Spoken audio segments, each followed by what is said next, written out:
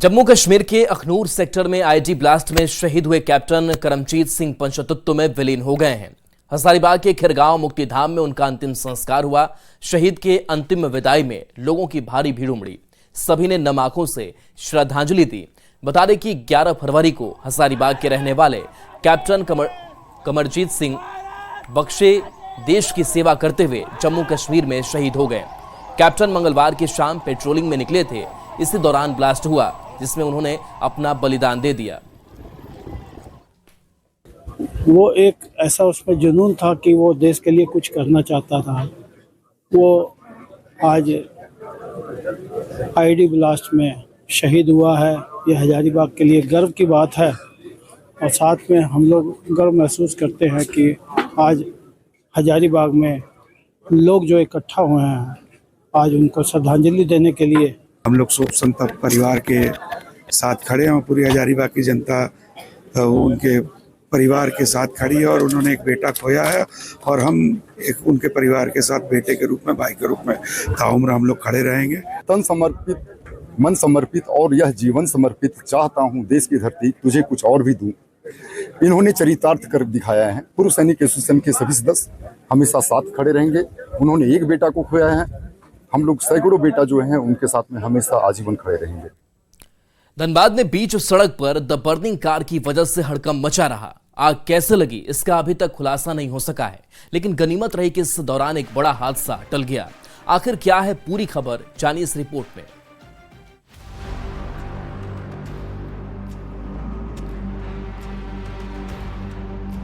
सड़क पर धू-धू कर चलती कार और चारों ओर मचा हड़कंप। ये मंजर है धनबाद में झरिया के चौथाई कुली स्थित थाना मोड़ का, जहां सड़क किनारे खड़ी कार में अचानक आग लग गई। लोगों ने सावधानी बरतते हुए पुलिस को जानकारी दी, जिसके बाद फायर ब्रिगेड और झरिया थाना की टीम मौके पर पहुंची और आग पर काबू पाया गया।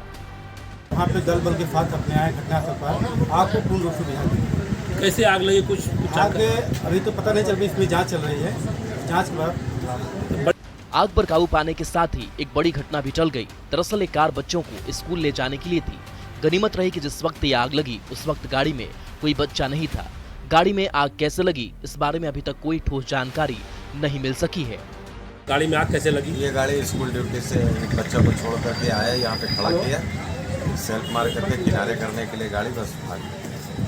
बच्चा को छोड़ दिया था? हाँ, बच्चा को सर क्या लगता, मतलब ये गैस गाड़ी है क्या? नहीं, गैस गाड़ी नहीं है, पेट्रोल गाड़ी मतलब है। बड़ी घटना घटने से बच गई। हाँ, बड़ी घटना घटने से बच गई। स्कूल लाने और ले जाने के लिए जो गाड़ियां रहती है, अगर उनकी सही तरीके से जांच की जाए तो फिटनेस टेस्ट में अधिकांश गाड़ियां फेल हो जाएंगी।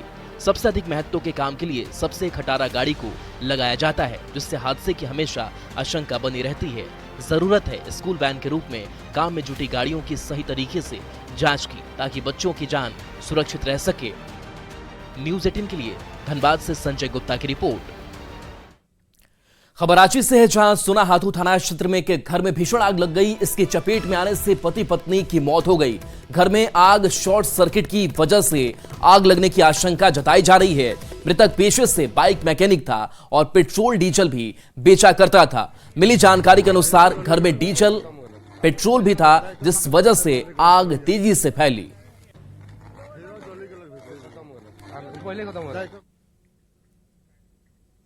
बड़ी खबर रांची से है, जहां चोरों का आतंक थमने का नाम नहीं ले रहा है। रांची में बंद पड़े घरों को चोर लगातार निशाना बना रहे हैं और पुलिस साथ पर हाथ धरे बैठी है। सदर थाना क्षेत्र में चोरों ने पीतांबर रेजिडेंसी के 3 फ्लैट में चोरी की। अभी एक ही फ्लैट के मालिक पहुंचे हैं, जबकि 2 फ्लैट ऑनर अभी बाहर हैं। उनके आने के बाद ही चोरी की कुल संपत्ति का आकलन हो सकेगा। जिस घर में चोरी हुई उसमें से एक घर से चोरों ने करीब 12 लाख की संपत्ति पर हाथ साफ कर दिया। बता दें कि अपार्टमेंट में गार्ड भी होते हैं, बावजूद चोर अपार्टमेंट में चोरी की वारदात को अंजाम दे रहे हैं, जिससे अपार्टमेंट की सुरक्षा पर गंभीर सवाल भी उठ रहे हैं। करीबन 15,000 रुपया है और ज्वेलरी गया है, सोना और चांदी का जेवर था, वो सब करीबन हमको लगता है 10 से 12 लाख रुपए का चोरी हुआ है। कैसे जानकारी हुई आपको? हम तो यहाँ पे थे नहीं सर, हमारे फादर इन लॉ डेथ कर गए थे, तो हजारीबाग में हम थे। तो सुबह में हमारे एक नेबर हैं, वो कॉल किए थे कि घर का ताला तेरा टूटा हुआ है। तो वहाँ से जानकारी हुई तो फिर हम लोग दौड़े दौड़े यहाँ पे आए। आकर के जब अंदर आकर देख रहे तो पूरा लॉकर गोदरेज सब टूटा हुआ है और सारा सामान हमारा बिखरा हुआ था, तो उसमें से कोई भी कुछ भी ज्वेलरी कैश कुछ नहीं है।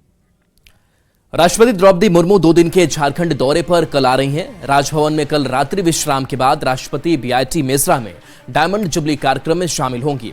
इसे लेकर सारी तैयारी पूरी कर ली गई है।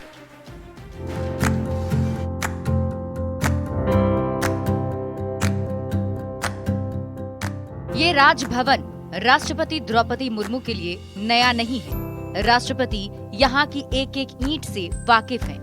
ये पेड़, ये पौधे, ये बगीचे, राष्ट्रपति के लिए ये सब जाना पहचाना है, क्योंकि द्रौपदी मुर्मू पूरे 6 साल यहाँ रह चुकी हैं। झारखंड का राज्यपाल रहते हुए द्रौपदी मुर्मू ने इसी राजभवन में अपने हर एक काम, हर एक दायित्व को बखूबी निभाया, जो एक बार फिर से उनके स्वागत के लिए सज धज कर तैयार है। राष्ट्रपति 14 फरवरी को झारखंड दौरे पर आ रही हैं, जहां वे रात्रि विश्राम करेंगी। राष्ट्रपति के स्वागत के लिए झारखंड के राज्यपाल भी उत्सुक दिख रहे हैं। महामहिम राष्ट्रपति का अपना जो दौरा है, तो उसमें तैयारी का कोई प्रश्न नहीं है। जो व्यवस्था है वो सब करी जाती है। 14 फरवरी को राजभवन में रात्रि विश्राम के बाद राष्ट्रपति द्रौपदी मुर्मू 15 फरवरी को बीआईटी मेसरा के डायमंड जुबली समारोह में शामिल होंगी। बीआईटी मेसरा में शैक्षणिक उत्कृष्टता, शोध और तकनीकी नवाचार के 70 साल पूरे होने का कार्यक्रम का आयोजन किया जा रहा है, जिसकी तैयारी पूरी है। जीपी बिरला ऑडिटोरियम है, यहीं पर राष्ट्रपति आएंगे, यानी 15 फरवरी को यहाँ पर आकर छात्रों से रूबरू होंगे, फैकल्टी से रूबरू होंगी और एक संदेश जाएगा। चूंकि एक संस्थान का 70 साल होना अपने आप में बहुत बड़ी उपलब्धि है। निश्चित तौर पर संस्थान इंतजार कर रहा है राष्ट्रपति को सुनने को लेकर के। ये एक अपने आप में उपलब्धि है। जिस राज्य में राज्यपाल रहने के बाद द्रौपदी मुर्मू देश के सर्वोच्च पद पर आसीन हुई, उस राज्य से राष्ट्रपति का गहरा लगाव है और हर एक खास मौके पर राष्ट्रपति झारखंड आना नहीं भूलती। इस बार भी झारखंड तैयार है पलक पावड़े बिछाकर राष्ट्रपति के स्वागत के लिए। तो बस इंतजार है राष्ट्रपति के रांची आगमन का। न्यूज़ 18 के लिए रांची से निरंजन सिंह की रिपोर्ट। राष्ट्रपति द्रौपदी मुर्मू के 2 दिवसीय झारखंड दौरे के दौरान सुरक्षा एजेंसियां भी अलर्ट मोड में हैं। हर स्तर की तैयारी को हर पैमाने पर टेस्ट किया जा रहा है। राष्ट्रपति जब रांची पहुंचेंगी तो एयरपोर्ट से राजभवन तक आने में उन्हें कोई परेशानी न हो, इसे लेकर सिक्योरिटी पॉइंट ऑफ व्यू से कारकेड का मॉक ड्रिल भी किया गया। रांची एयरपोर्ट से कारकेड राजभवन तक गया। इस दौरान आम ट्रैफिक को रोका गया। सुरक्षा में कोई कमी न रहे, इसे लेकर पुलिस लाइन में भी पुलिसकर्मियों को ब्रीफ किया गया और अलर्ट रहने के निर्देश दिए गए।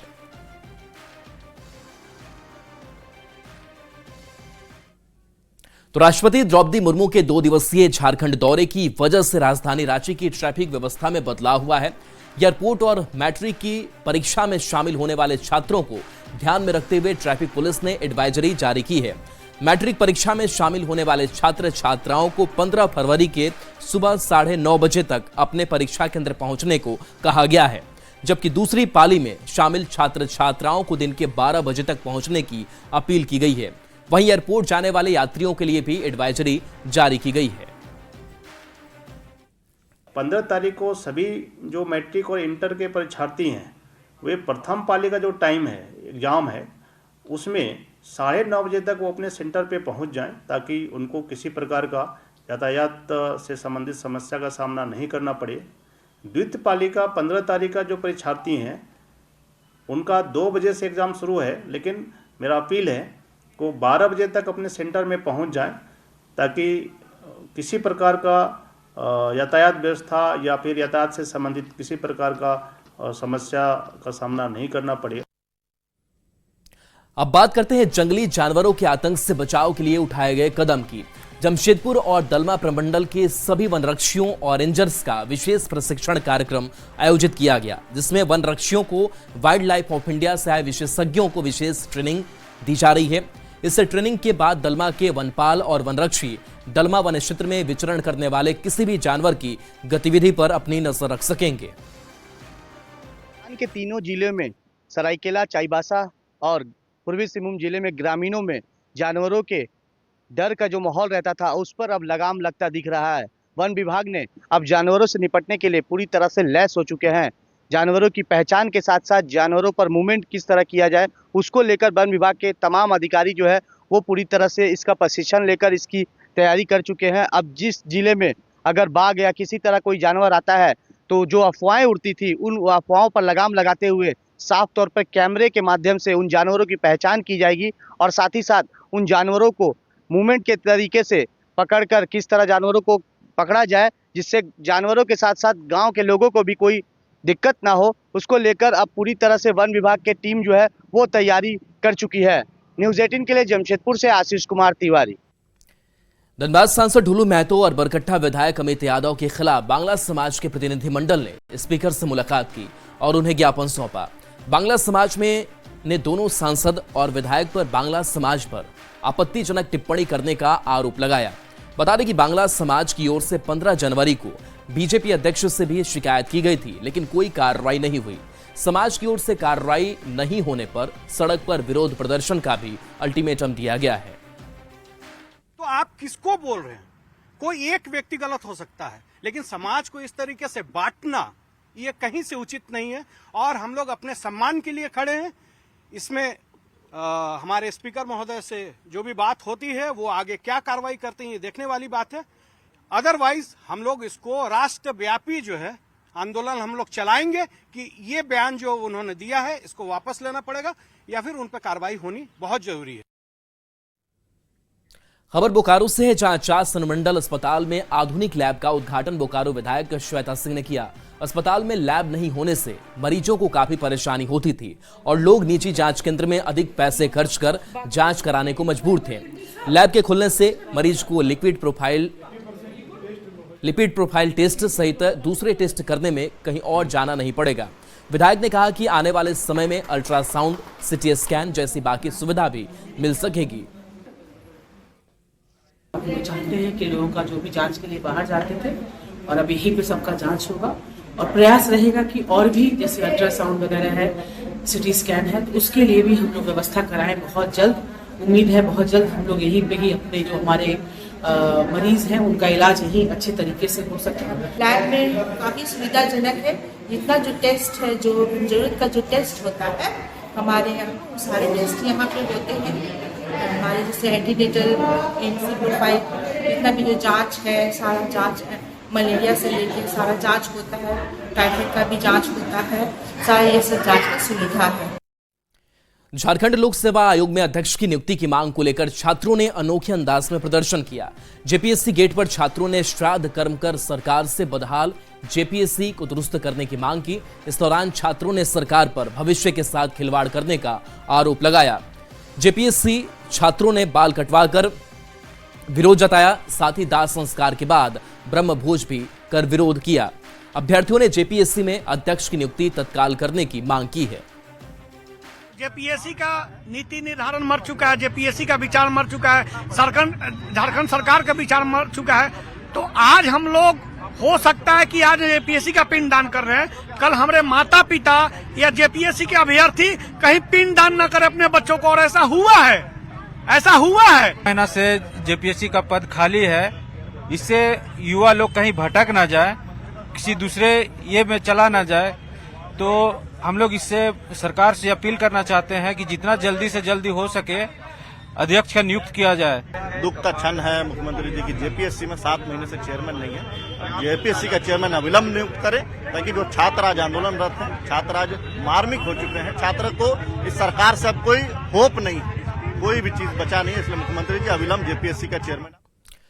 और देखिए इस वक्त की बड़ी खबर है, मणिपुर में राष्ट्रपति शासन लागू कर दिया गया है। केंद्र सरकार ने मणिपुर में राष्ट्रपति शासन लगा दिया है। बता दें कि बीरेन सिंह के इस्तीफे के बाद से अब यहां पर राष्ट्रपति शासन लागू कर दिया गया है।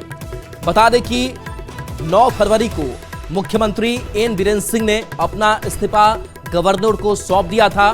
बीरेन सिंह पर राज्य में 21 महीने से जारी जातीय हिंसा के चलते इस्तीफे का काफी दबाव था। और देखिए झारखंड के बजट को लेकर तैयारी शुरू हो गई है। बजट को लेकर विधानसभा में जरूरी तैयारी पूरी कर ली गई है। विधानसभा के अध्यक्ष ने कहा कि बजट को लेकर सभी दलों के नेताओं के साथ बैठक होगी ताकि विधानसभा को सुचारू ढंग से चलाया जा सके।